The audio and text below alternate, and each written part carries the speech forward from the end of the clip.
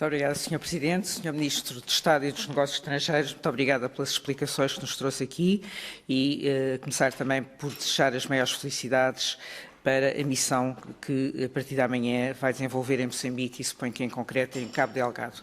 Cumprimentar também ainda as minhas colegas e colegas deputados.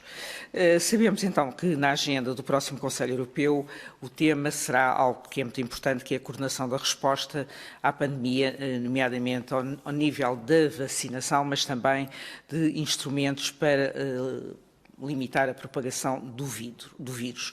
E sabemos também que, infelizmente, no caso de Portugal, a situação é bastante dramática.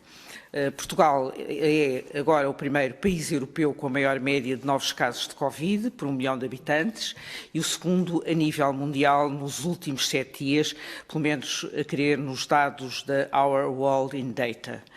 Esta é a pior posição que Portugal alguma vez ocupou, pelo menos comparativamente com os outros países desde o início da pandemia. E há 7 dias consecutivos que Portugal tem registrado um número diário de novos casos, acima dos 10.000, e mais de 10 mortes diárias, há pelo menos também vários dias consecutivos. Nas últimas 24 horas, de acordo com o boletim divulgado pela DGS, Portugal registrou mais 10.385 novos casos e 152 vítimas mortais. Foi o pior domingo de sempre, em termos de casos e de mortes, e tudo, segundo nós, porque o Executivo estava impreparado, porque avaliou mal a situação e tomou medidas erradas, como o PST disse hoje em conferência de imprensa. Neste novo confinamento parece que a regra se tornou a exceção.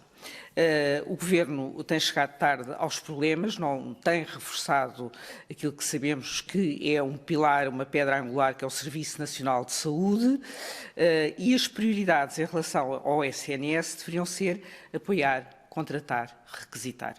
Para além de que não tem, segundo aquilo que é o nosso conhecimento, estado a aproveitar as verbas que tinham sido disponibilizadas pelo Orçamento do Estado para reforço do SNS, não apenas para os doentes Covid, porque de facto o que começa a ser trágico e dramático é que quem não for doente Covid não tem quase cabimento no SNS.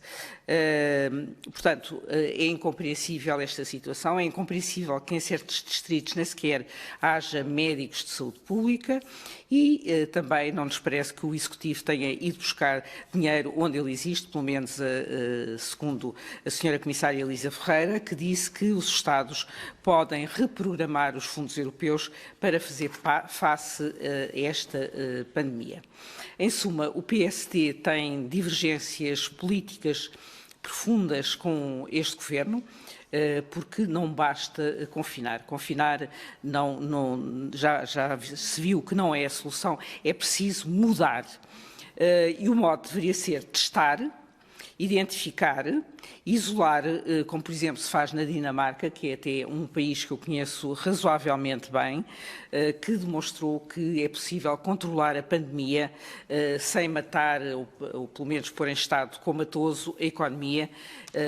Este país que testa 4 a 5 vezes mais do que nós e identifica proativamente as cadeias de transmissão.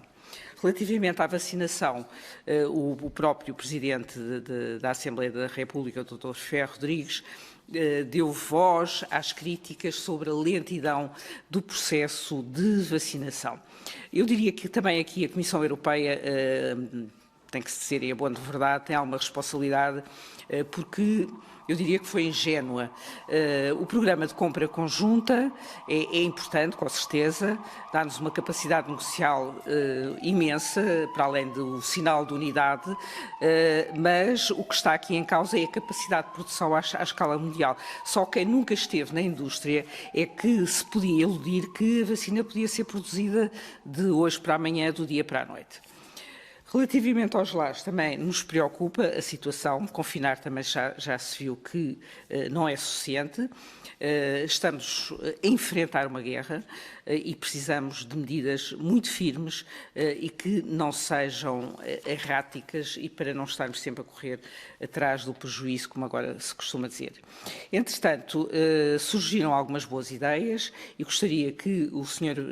Ministro pudesse comentar uma que eu acho especialmente interessante, em que o Primeiro-Ministro da Grécia sugeriu um passaporte de vacinação que assegurasse a livre circulação dos cidadãos, presumo não só no âmbito da União Europeia, mas também em todo o espaço Schengen, e isto evitaria situações como aquelas que Boris Johnson colocou a Portugal, que proibiu pura e simplesmente, como fez de resto a outros países da América Latina. Portugal é o único país visado na União Europeia e na Europa, dadas as nossas ligações estreitas com o Brasil. Portanto, o que é que fez? Proibiu os voos, neste caso de Portugal, para o Brasil. E esta medida também para nós é extraordinariamente incompreensível e mesmo discriminatória, até porque não há evidências científicas de que esta nova variante Covid do Brasil esteja sequer presente em território nacional.